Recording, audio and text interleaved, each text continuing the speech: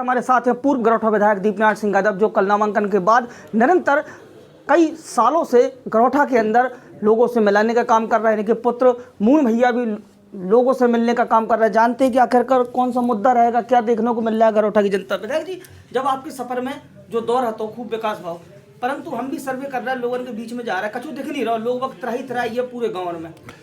देखिए, हम लोगों ने जो कोशिश की वो ज़मीन पर है। आज बांध आपके सामने है, अगर आप जाएंगे तो 70% बांध पर बना पड़ा है और उसके बाद फिर 5 साल में कोई काम नहीं हुआ। आप सड़कें देखेंगे, एरस से लेकर मऊरानीपुर की सड़क पहले कैसी थी और आज कैसी है।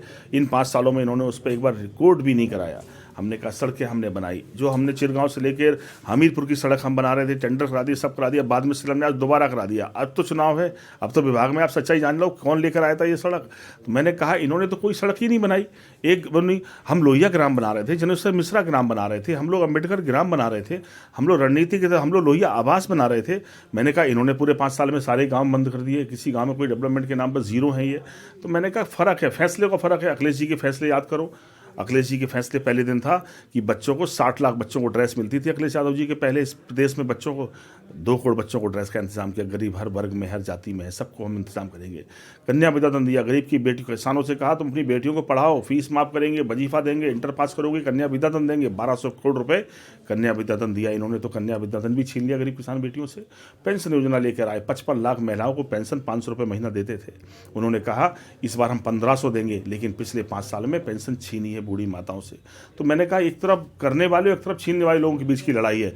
एक तरफ बातें करने वाले, एक तरफ ज़मीन पे काम करने वाले लोगों की लड़ाई है। मैंने कहा ये ज़मीन पर जीरो है। और इसीलिए मैं कह सकता हूं कि जिस तरह का प्यार और समर्थन सब वर्गों का मिल रहा है, अब लोग जाति धर्म के नाम पर लड़ना नहीं चाहते। वो जानते हैं कि इस राजनीति की लड़ाई में विकास ही मुद्दा है। वो तरक्की करना चाहते हैं, उनके पास कोई साधन है नहीं। ये सच्चाई भी है हमारी कि हम अगर तरक्की करना चाहते हैं, राजनीति पे गहरी नज़र रखने की ज़रूरत है। जब हमारा बजट ये तय होने पर तैयार हो कि हम क्या करने वाले हैं, क्या ये कहने को तैयार है बीजेपी के 70% पैसा हम गाँव पर खर्च करेंगे? और अगर आज कहने को तैयार है तो बताओ 5 लाख करोड़ का बजट 1 साल का था, वो पैसा कहाँ खर्च हुआ? जब सारी योजनाएं बंद थी, लैपटॉप बंद था, कन्या विद्याधन बंद था, लोहिया ग्राम, जनेश्वर मिश्रा ग्राम बंद थे, तो पैसा कहाँ चला गया?